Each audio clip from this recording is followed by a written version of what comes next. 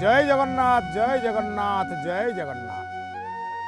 सकाळू सकाळू आम सर्वत्र श्री जगन्नाथ टीम बाहरी पड़ा कटक दे कंदरपुर दे आसी पहुँचला बिलुआखाई नदी पठारे हाजीपुर ग्राम।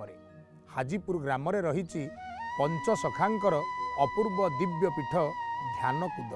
यही ध्यानकूदरे विजे करिचंती पंचसखांकर आराध्य श्री श्री जगन्नाथ महाप्रभु। अपूर्व ए क्षेत्रर महिमा, ए क्षेत्र गुप्त वृंदावन बोली मालिका ग्रंथरे विदित अछंती। मत्त बलराम दास बड़ सुंदर शब्दरे कहिले जे एही क्षेत्र रे गुप्त वृंदावनर अपूर्व दिव्य रास को आचरण करी भगवान स्वयं जगतवासी उपरे भक्त मानक उपरे कृपा बरसी देवे। ए क्षेत्रर महिमा जगन्नाथ महाप्रभुंकर करुणा आम समस्त को प्राप्त हब आज ये क्षेत्र रे महाप्रभुंकर दर्शन। तुम्हें न जाना कि मो मन आराध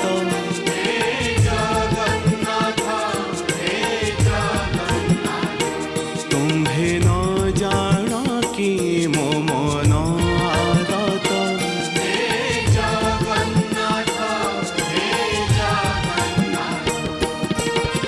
भाव को निकट हरि सुग्री संगे मित्र करी उचिष्ट देला सबरी ताहा छग्रास करी बाहुथिल परा पाथर तुम्हें नदीर देश आम ओडिशा प्रदेश। महानदी, महानदी काठजोड़ी, काठजोड़ी देवी नदी आउ देवी नदी बिलुआखाई शाखाटीए बाहरी सेठी बिलुआखाई नदी पठारे कूदटीए से कूद उपरे पंचसखा महाप्रभु श्री जगन्नाथ को ध्यान करुथिले। जीवनर आराध्य तांको प्राणर इष्ट महाप्रभु श्री जगन्नाथ को श्रीकृष्ण स्वरूप राधाराणी स्वरूप देखि एठी गुजरी रासर परिकल्पना करुथिले। राधा और कृष्णंकर मिलित विग्रह को निजस्व बपुरे धारण करिसंती जगन्नाथ महाप्रभु। सेइथिपाई तो मुखटी कला आउ सारा शरीरटी धड़ा। अद्भुत महाप्रभु को देखि अभिमन्यु सामंत सिंहार गाई उठी नथिले।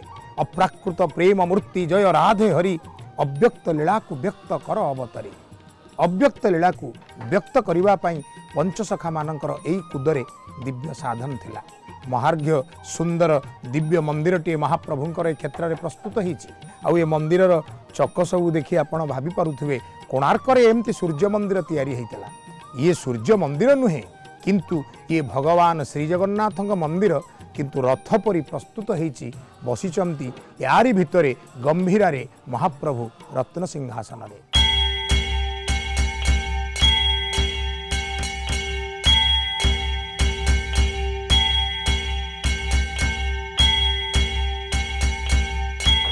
ध्यान कूदरे महाप्रभु श्री जगन्नाथ बसिचंती अपूर्व ध्यान मूर्ति रे।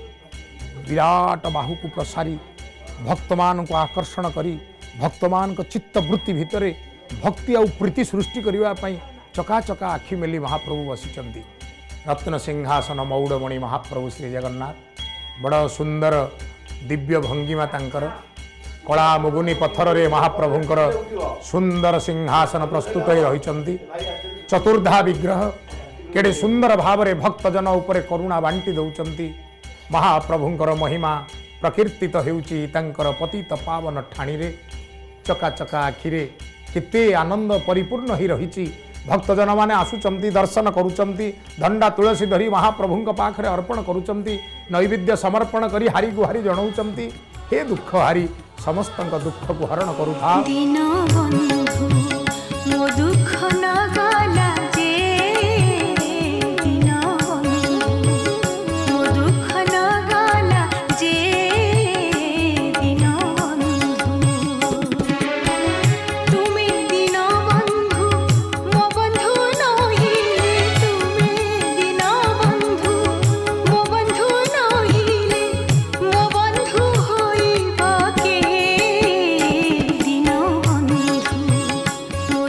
पंचसखांकर यही हूँ साधन भूमि, यही हूँ से कूद।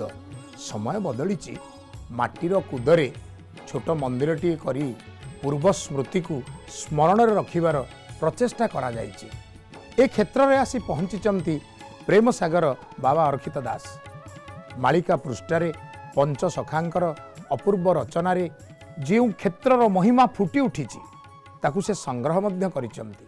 एही क्षेत्र रे लिपिबद्ध ही रही देखुना एही राधा कृष्ण प्रेम भावरु आंभे पंच सखा जन्म लभिलु ध्यान को देवसी ध्यान जे कलु ध्यान रे पंच सखाए जानिलु। पंचसखा मत्त बलराम दास, अतिबड़ी जगन्नाथ दास, महापुरुष अच्युतानंद दास, सिद्ध जशवंत दास, शिशु अनंत दास।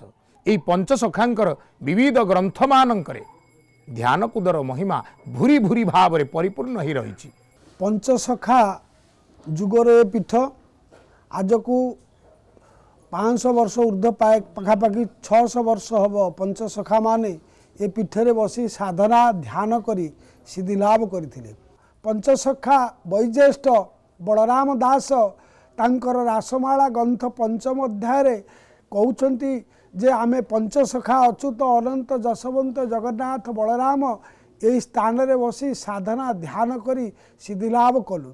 बलराम दास परे महापुरुष अच्युत जे 1 लक्ष ग्रंथर रचयिता एवं संहिता गीता भविष्यत मालिका टीका जे समस्त प्रकार शास्त्र रचना करिसेंती अच्युत गोलेखनाथ से कहउछंती पीठ संपर्क रे गुप्त वृंदावन ध्यान कुदरे मिलिबु गुजरी लीला भियाई भक्तंकु तसीबु ध्यान कुद ठारे निश्चय हेव कलिकी लीला एहाकु चेता रखिबु आहे ब्रजबला।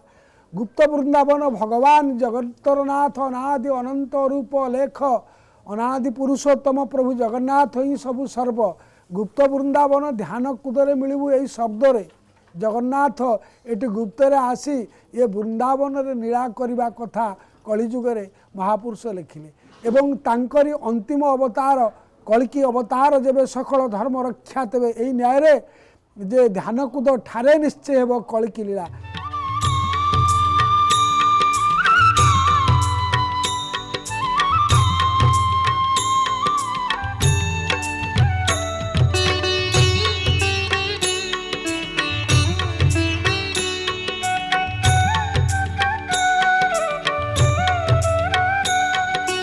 ध्यान कूद ध्यानर क्षेत्र। ध्यान जीवपाई जीवन पाई नितांत जरूरी। ध्यान कौन आज्ञा मन एते चंचल जे केउ स्थान रे हेले स्थिर ही रहेना। मांकड़ जेमिति गछ डाल रे बसिथिले खुजुबुजु हेई सबु बेले अस्थिर भाव को निज भितर सृष्टि करे। आम मन अबिकल से मांकड़ परी। आज जदि यही नईकूल अच्छी आउ टिकक पर जाई छकरे तापरे हठात जाई देश विदेश रे घुरी बुलिलाणी।